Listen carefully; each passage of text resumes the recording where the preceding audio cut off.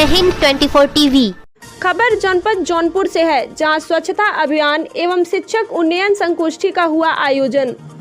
जलालपुर क्षेत्र के त्रिलोचन महादेव बीआरसी के मीटिंग हॉल में बुधवार को स्वच्छता अभियान एवं शिक्षक उन्नयन कार्यक्रम का आयोजन खंड शिक्षा अधिकारी शशिकांत श्रीवास्तव ने किया, जिसमें मुख्य अतिथि एडी बेसिक अवध किशोर व विशिष्ट अतिथि जिला बेसिक शिक्षा अधिकारी जौनपुर डॉक्टर गोरखनाथ पटेल रहे। मुख्य अतिथि एवं विशिष्ट अतिथि ने सरस्वती माता की प्रतिमा पर माल्यार्पण कर दीप प्रज्वलित करने के बाद कार्यक्रम का शुरुआत हुआ। मुख्य अतिथि ने कहा कि हमारे जमाने में लालटेन व डिबरी से पढ़ाई की जाती थी। विद्यालय की जांच करने डिप्टी साहब साइकिल से आते थे। उस समय डिप्टी साहब का इतना हनक रहता था कि लगता था कोई शेर आ रहा हो। उन्होंने जनपद जौनपुर को अव्वल बताया और संगोष्ठी में मौजूद 40 शिक्षक संकुल, 5 एआरपी डॉक्टर गिरीश सिंह, रुद्रसेन सिंह, राय साहब शर्मा, अनिल गुप्ता तथा देवेंद्र दुबे, 3 एंटी रेजिडेंट शिक्षक में मनोरमा, माधुरी, निधि मिश्रा को जानकारी देते हुए कहा कि अभिभावकों को और स्वास्थ्य विभाग को साथ जोड़िए, जिससे कभी भी छात्रों को कोई परेशानी न हो। अगर होती भी है तो तुरंत सहयोग मिले। विद्यालय में अभिभावकों का तथा एसएमसी का बैठक जरूर करवाएं। इसके अलावा सरकार द्वारा संचालित सभी योजनाओं के विषय में बताया और कोरोना से हुए छात्रों के शिक्षा के नुकसान का भरपाई भी मेहनत करके पूरा करने का प्रयास करें और आपके दायित्व का निर्वहन भी हो जाएगा। इससे आपको आत्मिक सुख की प्राप्ति होगी। बीएससी ने कहा कि पहले सर्व शिक्षा अभियान के तहत काफी विद्यालय खोले गए और सर्व शिक्षा अभियान के जरिए ही बेसिक शिक्षा के पास जनसंख्या की गणना भी मौजूद है। शिक्षक संकुल से उन्होंने कहा कि अभिभावकों को तथा ग्राम प्रधानों को विद्यालय में बुलाएं, उनका सम्मान करें और उनमें सकारात्मक भाव पैदा करें और कायाकल्प के तहत कार्य पूर्ण करने का लाभ लें। डीसी सुरेश पांडे ने कहा कि मोहल्ला क्लास एवं प्रचलन जौनपुर से शुरू हुआ, लेकिन उसका श्रेय वाराणसी ले गया। एबीएस से शशिकांत श्रीवास्तव ने कहा कि आप लोग पैरामीटर पर फोकस करें। एमडीएम संबंधित सभी अभिलेखों का रिकॉर्ड रखिए। जूता, चप्पल व ड्रेस का विवरण, सीट डेट वितरण कर उसमें अलग अलग तरीके से लिखें, जिससे कभी भी कोई भी टाइम आकर जांच करे तो आप लोगों को कोई दिक्कत न हो। जलालपुर विद्यालय की शिक्षिका माया मौर्य और सबरनपुर के हेडमास्टरों इमरान तथा मखदूमपुर यादव बस्ती विद्यालय की प्रधानाध्यापिका प्रीति कुशवाहा ने एडी बेसिक से विद्यालय में कमरे की कमी के कारण छात्रों का एडमिशन बंद होने की बात बताई और कहा कि एक एक कमरे में 80 से 85 लड़कों को बिठाना पड़ता है। शिक्षकों के कमरा बनवाने की मांग पर एडी बेसिक ने आश्वासन दिया कि जल्द से जल्द आपका मांग पूरा किया जाएगा।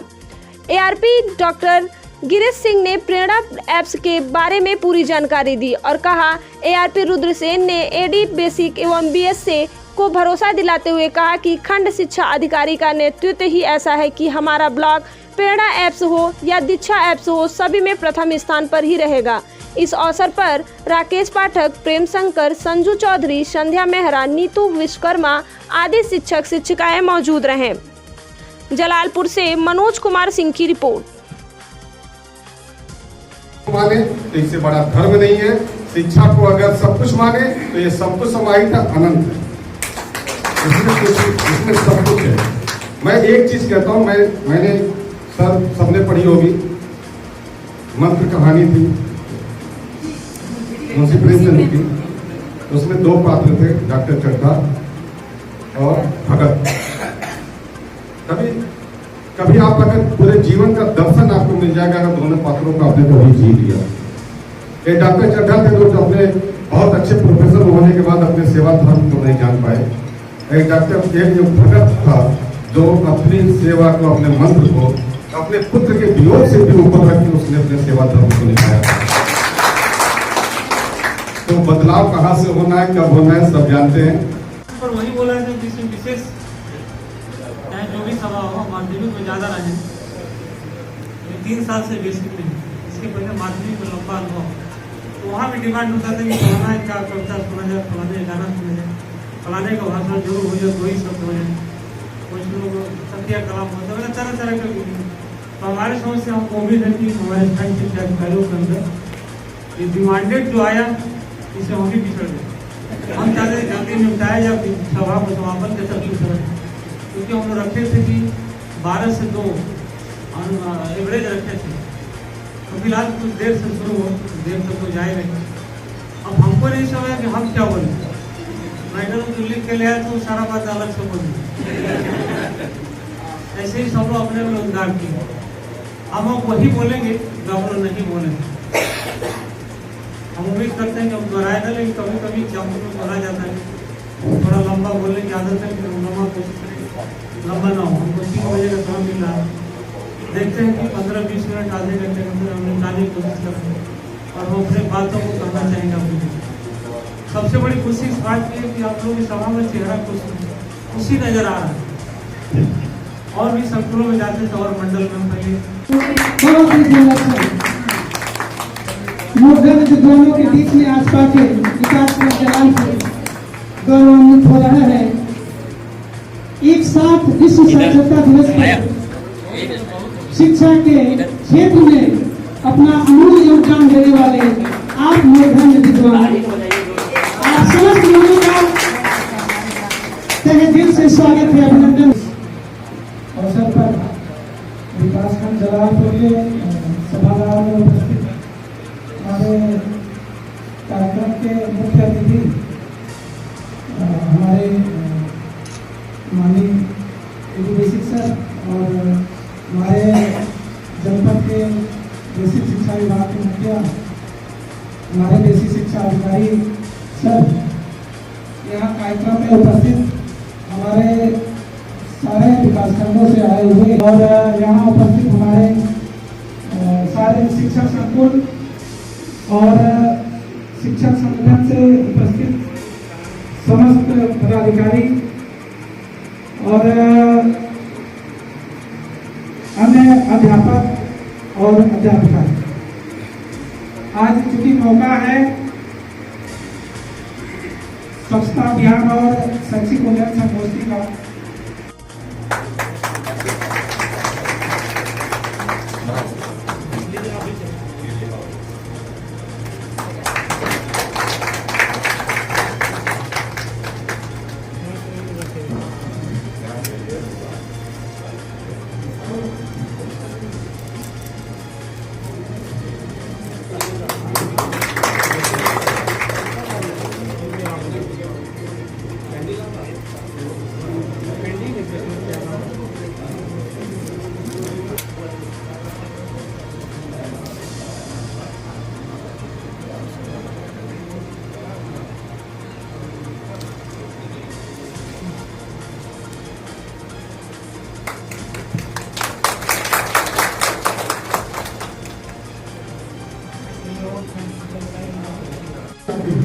और विभिन्न सड़कों को मिशन की गतिविधियों को संचालित करने के लिए, कुशलतापूर्वक कार्यों को संचालित कराने के लिए हमारे बीच में बैठे हुए विभिन्न विकास खंडों के खंड शिक्षा अधिकारीगण हैं। और सामने जो ये फौज आपके सामने दिखलाई दे रही है, ARP के साथ साथ संकुल सदस्यों की साथियों में आपको सर मैं आपको बताना चाहूँगा, ये ऐसे कर्मवीर योद्धा हमारे साथ हैं जिन्होंने मिशन को एक जन आंदोलन का रूप दे दिया है।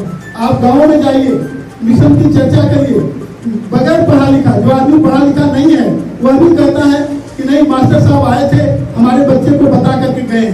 तो मैं आपको इस बात का भरोसा दिलाना चाहता हूँ कि ये हमारे साथी आपके सामने बैठे हुए हैं।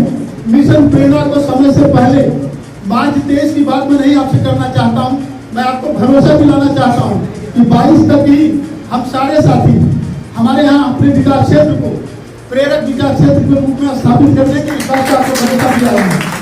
थोड़ी सी कुछ चीजें हमने अन्य ब्लॉकों से अलग हटके की है, उसको मैं आपको बताना चाहूंगा।